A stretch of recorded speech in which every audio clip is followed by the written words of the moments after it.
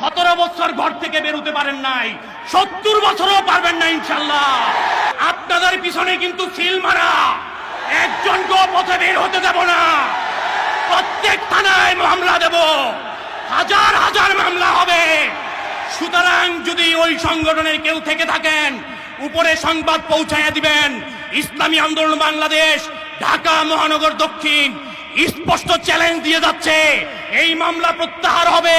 শুধু প্রত্যাহার না, যারা মামলা চেয়েছেন, যেই জায়গায় ক্ষমা চাইলে ক্ষমা হয় সেই জায়গায় ক্ষমা চাইবেন, আর না হলে চ্যালেঞ্জ অ্যাকসেপ্ট করুন। আপনারা মামলা দিবেন, আমরা মামলা দিব। কত থানায় কত মামলা আপনাদের নামে দিব। পুলিশকে অনুরোধ করব, সজাগ হন, সচেতন হন। আমরা যেমন থানা পাহারা দিতে জানি, যদি আমির নির্দেশ দেয় একটা গাড়ি চলতে পারবে না, একজন পথে দাঁড়াইতে পারবেন না। নমুনা দেখেন নাই 5 তারিখের পরে থানা আমরা পাহারা দিয়েছি। সুতরাং স্পষ্ট করে বলতে চাই, এই যে মামলাবাজদের উদ্ভব হয়েছে, আমাদের কাউন্সিলরের নামে নাকি মামলা দিয়েছে। ভাই এটা কি? আমাদেরকে কিন্তু আপনাদের মতো হইতে বাধ্য করবেন না। আপনারা মামলা দিলে আমরাও মামলা দিতে জানি। সুতরাং মামলাবাজির খেলা যদি শুরু হয়, আমাদের কারো পিছনে কিন্তু কালো দাগ নাই। আমাদের কোনো নেতা সন্ত্রাসী না, আমাদের কোনো নেশার চাঁদাবাজ না, আমাদের কোনো নেতা খুনি না। আমাদের প্রাণপ্রিয় কাউন্সিলর ৬৭ নং ওয়ার্ডের জনতার কাউন্সিলর, ৭৫টি ওয়ার্ডের কাউন্সিলের মধ্যে শ্রেষ্ঠ কাউন্সিলর হাজী ইব্রাহিম উপস্থিত।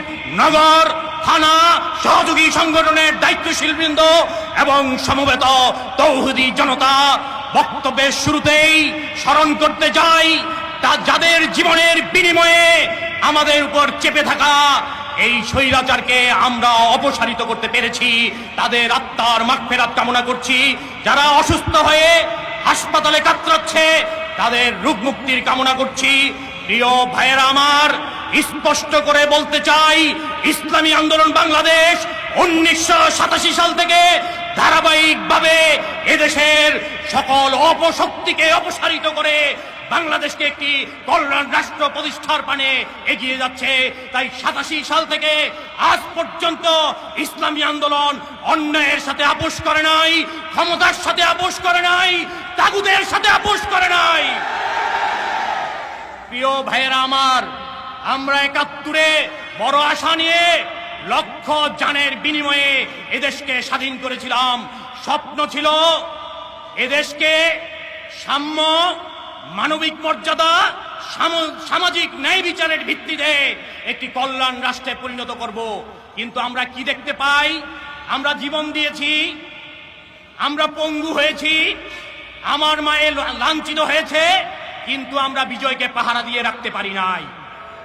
ভাইয়েরা আমার, 72-এ যে সংবিধান আমাদের উপর চাপিয়ে দেওয়া হয়েছিল, সেই সংবিধানের সাথে এদেশের এই লক্ষ কোটি মুসলমানের কোনো সম্পর্ক নাই।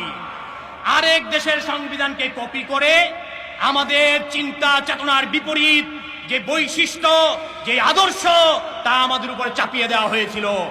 তাই 71-এ এত জীবনের বিনিময়ে বিজয় আসার পরেও আমাদের এই দেশে শান্তি আসে নাই, আমাদের ভাগ্যের পরিবর্তন হয় নাই, আমরা স্বাধীনতার সুফল পাই নাই।